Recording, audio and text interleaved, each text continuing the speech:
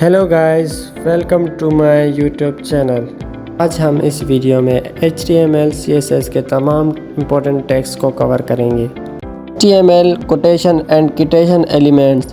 In this chapter we will go through the block quote, abbreviation, address, site and video HTML elements. HTML block quote for quotations. The HTML block quote element defines a section that is quoted from the another source. Browsers usually indent block quote elements. HTML quote tag for short quotation. The HTML quote tag defines a short quotation. Browsers normally insert the quotation mark around the quotation. Example: paragraph, then quotation tag, then quotation tag close. For example, जैसे ही file को save करेंगे उसके बाद जैसे ही अपने हम web page को refresh करेंगे आप देख सकते हैं कि ये कोटेशन मार्क हो चुकी है, ये कोटेशन के अंदर लिखा हुआ है। HTML abbreviation tag for abbreviation. The HTML abbreviation tag defined in abbreviation or in acronym like HTML, CSS, MR, Dr., ASAP, ATM. For example, paragraph, abbreviation title, world health organization WHO। उसके बाद एक paragraph लिया हमने, abbreviation title दिया world health organization WHO, एक abbreviation की तरह हमें शो होगी एग्जांपल में। जैसे ही फ़ाइल को सेव करेंगे और वेब पेज को रिफ़्रेश करेंगे तो आप देख सकते हैं कि ये WHO एब्रीवेशन शो हो रही है, जिसकी फुल फॉर्म है world health organization. HTML address for contact information. The HTML address tag defines the contact information for the author, owner of a document or article. यानी इसका मतलब ये है कि एड्रेस टैग जो है HTML में वो हमें बताता है कि ये किस ऑथर किस ओनर की डॉक्यूमेंट है या आर्टिकल है। Contact information can be an email address, URL, physical address, phone number, social media handle, etc. The text in the address element, usually reader in italic, and browser will always add a link break before and after the address element. For example, address tag, उसके बाद एक text लिखेंगे, उसके बाद हमने ये break लिखा है लाइन को ब्रेक करने के लिए। उसके बाद लिखा है विजिट अस एट, इसको फिर ब्रेक करके एक लिखा है। ये एक पैटर्न है एड्रेस लिखने का। अभी आपको दिखाते हैं। देखते हैं एड्रेस का हमने टैग कॉपी कर लिया है, एड्रेस लिखकर उसके अंदर हमने ये कंटेंट लिखा है। अभी हम जैसे ही फ़ाइल को सेव करेंगे और जैसे ही इसको रिफ़्रेश करेंगे आप देख सकते हैं कि ये इटैलिक फैमिली में शो हो रहा है। इस तरीके से हम HTML में एड्रेस को शो करते हैं एड्रेस टैग की मदद से। HTML site for work title. The HTML site tag defines the title of a creative work. Example: book, a poem, a song, a movie, a painting, a lecture, etc. Note: a person's name is not the title of a work. The text in the site tag element usually renders in italic. Site tag को हम एक example की मदद से समझते हैं। एक paragraph लेंगे, उसमें साइट टैग लिखेंगे और साइट टैग के अंदर जो हम कंटेंट लिखेंगे वो इटैलिक फॉन्ट फैमिली में शो होगा। सकते हैं कि ये इटैलिक फैमिली में शो हो रहा है और इसका आगे का कंटेंट सैंस सेरिफ में शो हो रहा है। HTML video for bidirectional override. Video stand for bidirectional override. The HTML video tag is used to override the current text direction. इसका सिंपल ज़बान में मतलब ये है कि वीडियो टैग जो होता है कि इसकी मदद से हम टेक्स्ट को राइट टू लेफ़्ट लिख सकते हैं। इसको एक एग्जांपल की मदद से समझते हैं। इस एग्जांपल को हम कॉपी करके जब नोटपैड पर लिखेंगे अभी आपको दिखाते हैं। अब जैसे ही हम फाइल को सेव करके रिफ़्रेश करेंगे तो ये text left to right change हो जाएगा। ये आप देख सकते हैं, ये text left to right change हो चुका है। इसका पैटर्न आप देख सकते हैं कि पूरा चेंज हो चुका है। ये थे हमारे आज के कोटेशन के टॉपिक। अभी हम आते हैं अपने कलर्स के टॉपिक्स पर। HTML colours. HTML colors are specified with prepared color names or with RGB, HX, HSL, RGBA اور SLA values. دیکھ سکتے ہیں یہ کلر کے نام لکھے ہوئے ہیں. ابھی آتے ہیں ہم back ground colour per. You can set background color for HTML elements. Text color, you can set the color of text. Border color, you can set the color of borders. ابھی آتے ہیں ہم کلر کی example کی طرف. Tomato colour, orange colour, ڈوٹگر blue colour, medium سی green گرے، salad بلو، violet, light grey colour. یہ آپ کو ایک ایگزامپل کے ذریعے کلرز کی پراپرٹی کو سمجھاتے ہیں. جلدی بیسک ہیڈنگ کے کوڈ لکھ لیتے ہیں، اس کے بعد کلر کی پراپرٹیز کو سمجھتے ہیں.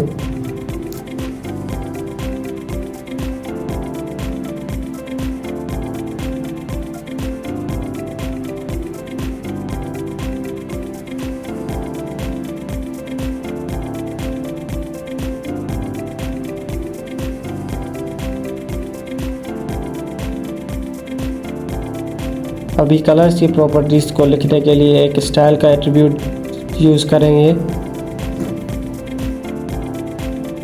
ابھی سمپلی کلرز کی پراپرٹیز کو یوز کرتے ہوئے ہم اس کی ہیڈنگ کا کلر چینج کریں گے. ابھی سب سے پہلے فرسٹ ہیڈنگ کا کلر چینج کر کے آپ کو دکھا دیتے ہیں. دیکھ لیا آپ نے کلر چینج ہو چکا ہے فرسٹ ہیڈنگ کا. ابھی اسی طرح سب ہیڈنگ میں کلر کی پراپرٹیز کو یوز کرتے ہوئے سب کا کلر چینج کریں گے.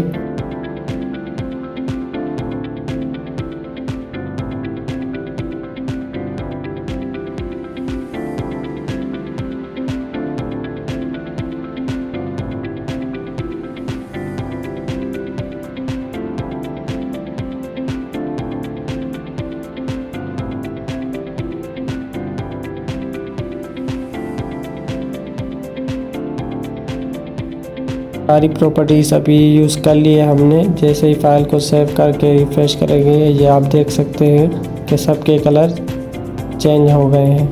یہ دیکھ سکتے ہیں tomato colour, orange colour, ڈیڈگر blue colour, medium سی green grey colour, salad blue colour, light grey colour. اس کے بعد ہم آئیں گے بیک گراؤنڈ کلرز کی پراپرٹیز کی طرف. اس میں بھی سمپلی ہم کلر سے پہلے بیک گراؤنڈ لکھیں گے تو وہ اس کا بیک گراؤنڈ کا کلر بھی چینج ہو جائے گا. کلر بھی آپ کو ایک ایگزامپل کے ذریعے سمجھا دیتے ہیں. Style is equal parenthesis back ground colon colour سے ہم تمام ہیڈنگ میں بیک گراؤنڈ کولن ایڈ کر دیں گے. تو ابھی جیسے ہم اسے سیو کر کے ریفریش کریں گے آپ دیکھ سکتے ہیں اس کا بیک گراؤنڈ کلر چینج ہو چکا ہے. یہ تھی ہماری بیک گراؤنڈ کلر کی پراپرٹی جس کو ہم نے ایک ایگزامپل کے ذریعے ایزیلی سمجھ لیا. ابھی آتے ہیں بارڈر کلر کی پراپرٹیز کی طرف جو کہ بہت ہی ایزی ہے.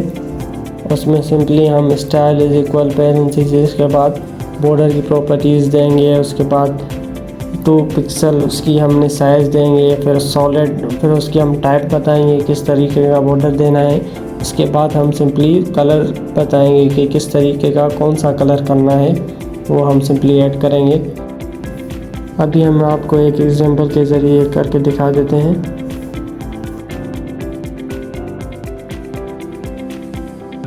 ہم نے پہلے والی ایگزامپل کو کاپی کیا ہے. اسی سے ہم بیک گراؤنڈ کلر کو ریموو کر بارڈر کی پراپرٹیز یوز کریں گے. یہ آپ دیکھ سکتے ہیں ہم نے بارڈر کی پراپرٹیز لکھی. اس کے بعد 2 پکسل ہم نے اس کا سائز لکھا. سالڈ ہم نے اس کی ٹائپ بتائی. ٹومیٹو ہم نے اس کو کلر دیا. تمام ہیڈنگز کو ہم بارڈر کی پراپرٹیز لکھیں گے. اس کے بعد ہم 2 پکسل اس کی سائز بتائیں گے. سالڈ ہم اس کی ٹائپ بتائیں گے اور تمام کے تمام کلرز لکھتے جائیں گے. جیسے ہم اسے سیو کریں گے اس کے بعد ویب پیج کو ریفریش کریں گے تو آپ دیکھ سکتے ہیں کہ اس کو سمپلی بارڈر اپلائی ہو چکا ہے.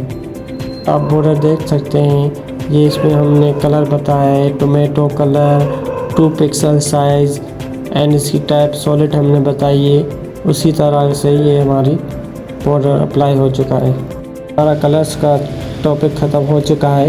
ابھی ہم آتے ہیں HTML CSS کی طرف. HTML style CSS. CSS stand for Cascading Style Sheet. CSS save a lot of work. It can control the layout of multiple web pages all at once. What is CSS? Cascading Style Sheet CSS is used for format the layout of a web page. With CSS you can control the color, font, the size of text, the spacing between elements, how elements are positioned and laid out, and the background image and background colors are be used different display for different devices and screen sizes and much more. Using CSS can be added to HTML document in 3 ways. Inline, by using the style attribute inside the HTML elements. Internal, by using the style tag. External, by using the link element to link to external CSS file. The most common way to add CSS is to keep the styles in the external CSS file. However, in this tutorial we will use inline and internal styles because this is easier to demonstrate and easier for you to try it yourself. Simply हम link का tag use करते हुए rel is equal parenthesis style sheet हमने उसका name लिखा है, href is equal to parenthesis dot style, उसकी location हमने शो की है. जैसे ही हम इस फाइल को जो हमने उधर बनाया हुआ है उसे लिंक कराएंगे. ये हमने पहले ही फाइल बना के रखा हुआ है, इसको हमने लिंक्स के ज़रिए कनेक्ट कराया है. जो स्टाइल फाइल में जो CSS लिखेंगे वो हमारे मेन पेज में अप्लाई हो जाएगी. जैसे ही हम फाइल को सेव करके रिफ़्रेश करेंगे आप देख सकते हैं इसका बैकग्राउंड कलर चेंज हो चुका है. ये थी हमारी एक्सटर्नल CSS की एग्जांपल जिसमें हमने दूसरी फाइल को एक लिंक के ज़रिए कनेक्ट करा के CSS अप्लाई करके बैकग्राउंड कलर चेंज किया. इसके बाद अभी आते हैं हम इनलाइन CSS की तरफ. Inline CSS is used to apply to unique style in single line HTML element. Internal CSS. Internal CSS is used to define a style for a single HTML page. Internal CSS defines the head selection HTML page. CSS padding. The CSS padding property defines a padding space between the text and border. Example: use of border and padding properties. Paragraph border 2 pixel, solid powder blue, padding 30 pixel. CSS margin. The CSS margin property defines a margin space between outside of the border. Example: use of CSS border and margin properties. Tagging paragraph border 2 pixel, solid powder blue, margin 50 pixel. For example, सबसे पहले हम एक paragraph लेंगे, padding margin की हमने उसमें text लिख दिया है. उसके बाद स्टाइल में इंटरनल CSS यूज़ करते हुए यहाँ पे हम इंटरनल CSS अप्लाई करेंगे. पैराग्राफ को बॉर्डर दे देंगे 5 पिक्सल वैल्यू दी है हमने, सॉलिड. उसके बाद पाउडर ब्लू हमने उसका कलर बताया है. पैडिंग दे देंगे 30 पिक्सल, मार्जिन 50 पिक्सल. जैसे ही फाइल को सेव करके रिफ़्रेश करेंगे आप देख सकते हैं. आपको दिखाने के लिए मैं इंस्पेक्ट करके आपको दिखाता हूँ. ये आप देख सकते हैं पैडिंग जो दी थी हमने 30 पिक्सल. उसके बाद बॉर्डर, ये मार्जिन हमने दिया था 50 पिक्सल. ये देख सकते हैं ये हमारा है बॉर्डर के अंदर हमने दी है पैडिंग, और ये हमारा पूरा मार्जिन जो 50 पिक्सल हमने दिया था ये हमारी 30 पिक्सल की पैडिंग जो इनसाइड होती है 30 पिक्सल पैडिंग, और मार्जिन हमारा आउटसाइड होता है जो कि ये देख सकते हैं 50 पिक्सल जो बाहर की तरफ शो हो रहा है. ये है हमारा मार्जिन. ये थे बहुत ही इम्पोर्टेंट टॉपिक जो कि HTML CSS में हमें बहुत ही काम आते हैं. इंशाल्लाह हम नेक्स्ट वीडियो में हेडर बनाना सीखेंगे. मेरे चैनल को सब्सक्राइब करें, वीडियोस को लाइक करें. आने वाली वीडियोस देखने के लिए बेल आइकन ज़रूर दबाएं. Thank you for watching my YouTube channel.